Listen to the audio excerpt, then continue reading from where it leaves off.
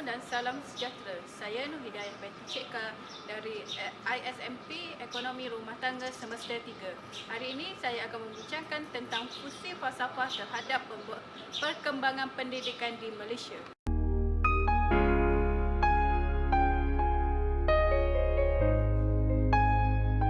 Pendidikan negara ialah satu usaha berterusan ke arah memperkembangkan lagi potensi individu secara menyeluruh dan bersepadu untuk mewujudkan insan yang seimbang dan harmonis dari segi intelek, rohani, jasmani dan emosi berdasarkan kepercayaan dan kepatuhan kepada Tuhan. Usaha ini adalah untuk melahirkan rakyat Malaysia yang berilmu pengetahuan, berketerampilan, berakhlak mulia, bertanggungjawab dan berupaya untuk mencapai kesejahteraan diri serta masyarakat.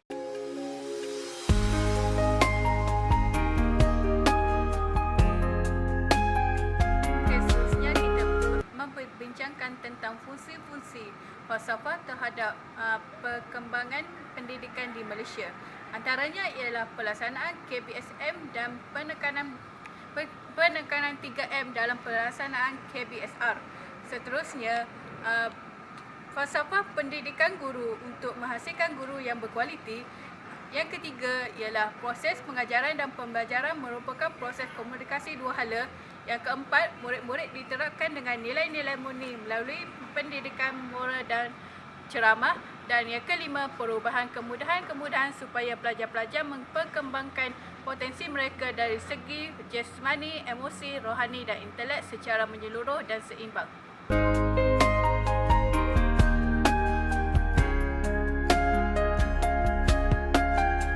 Fungsi pertama ialah pelaksanaan KBSM dan penekanan tentang 3M. KBSM mula dilaksanakan secara sepenuhnya pada tahun 1989 dengan menitik beratkan kehendak individu, negara dan masyarakat sejagat.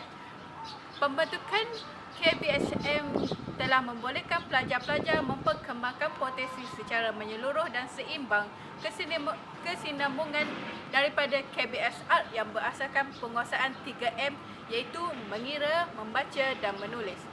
Pendidikan seumur hidup di mana rancangan KBSM membekalkan perubahan dan kemahiran asas untuk meneruskan pendidikan secara berterusan seumur hidup.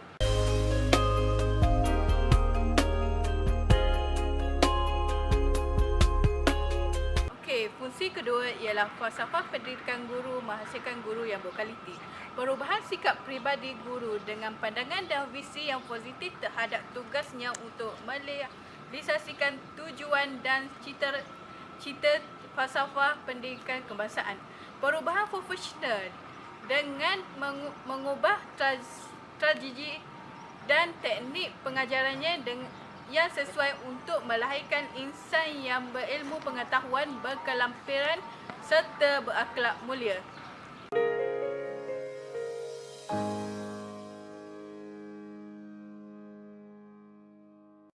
Interaksi dua hala antara guru dengan pelajar antaranya ialah aktiviti pengajaran dan pembelajaran bercorak aktif.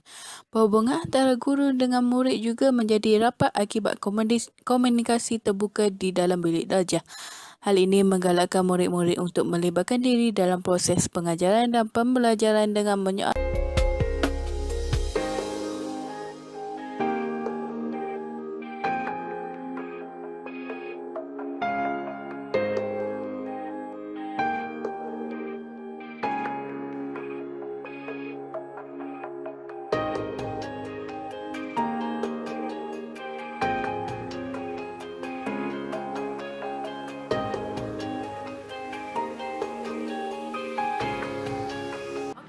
Fungsi yang kelima ialah perubahan kemudahan supaya pelajar-pelajar mendapat peluang memperkembangkan potensi mereka.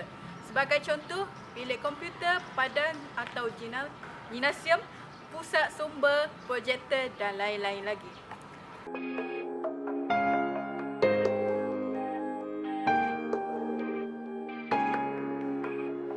Secara kesimpulannya, falsafah pendidikan kebangsaan sangat menitik beratkan fungsi-fungsi falsafah bagi perkembangan pendidikan di Malaysia.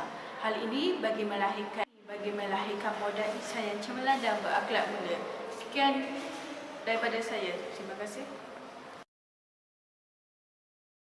Albert Einstein once said, "Everybody's a genius, but if you judge a fish by its ability to climb a tree, it will live its whole life believing that it is stupid." Ladies and gentlemen of the jury, today on trial we have modern day schooling. Glad you could come. Not only does he make fish climb trees, but also makes them climb down and do a 10-mile run. Tell me, school, are you proud of the things you've done? Turning millions of people into robots, do you find that fun? Do you realize how many kids relate to that fish? Swimming upstream in class, never finding their gifts, thinking they are stupid, believing they are useless? Well, the time has come, no more excuses. I call school to the stand and accuse him of killing creativity, individuality, and being intellectually abusive.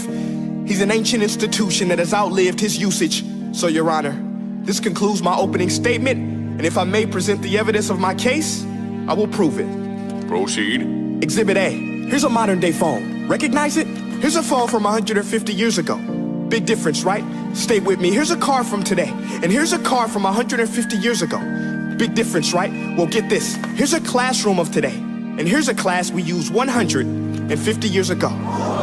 Now, ain't that a shame? In literally more than a century, nothing has changed. Yet you claim to prepare students for the future? But with evidence like that, I must ask, do you prepare students for the future or the past? I did a background check on you and let the record show that you were made to train people to work in factories, which explains why you put students in straight rows, nice and neat, tell them sit still, raise your hand if you want to speak, give them a short break to eat, and for 8 hours a day, tell them what to think. Oh, and make them compete to get an A. A letter which determines product quality, hence grade A of meat.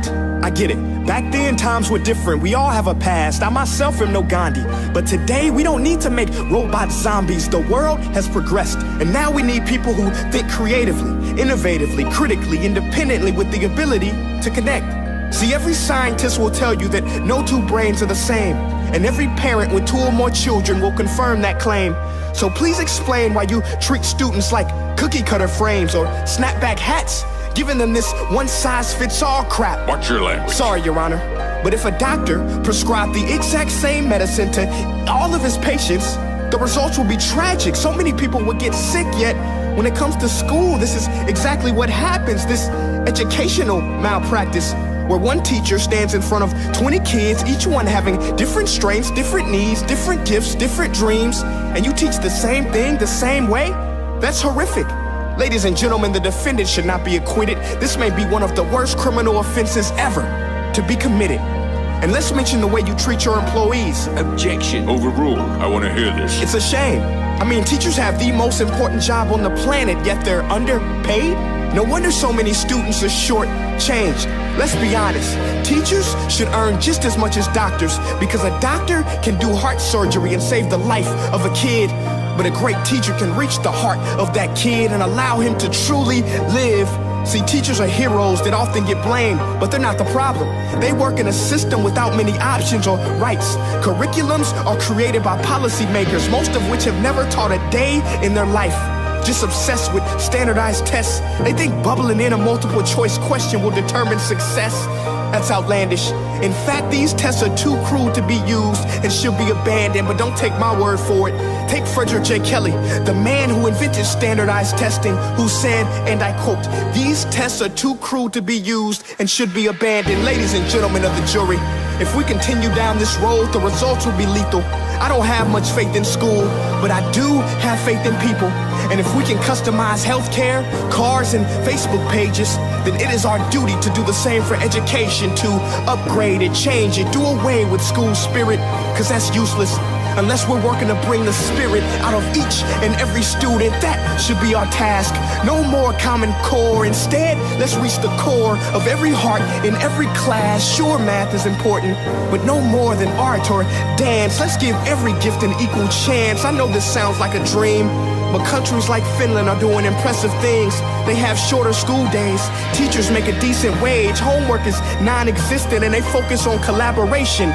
instead of competition. But here's the kicker, boys and girls. Their educational system outperforms every other country in the world. Other places like Singapore are succeeding rapidly. Schools like Montessori, programs like Khan Academy, there is no single solution. But let's get moving, because while students may be 20% of our population, they are 100% of our future. So let's attend to their dreams, and there's no telling what we can achieve. This is a world in which I believe, a world where fish are no longer forced to climb trees. I'll rest my case.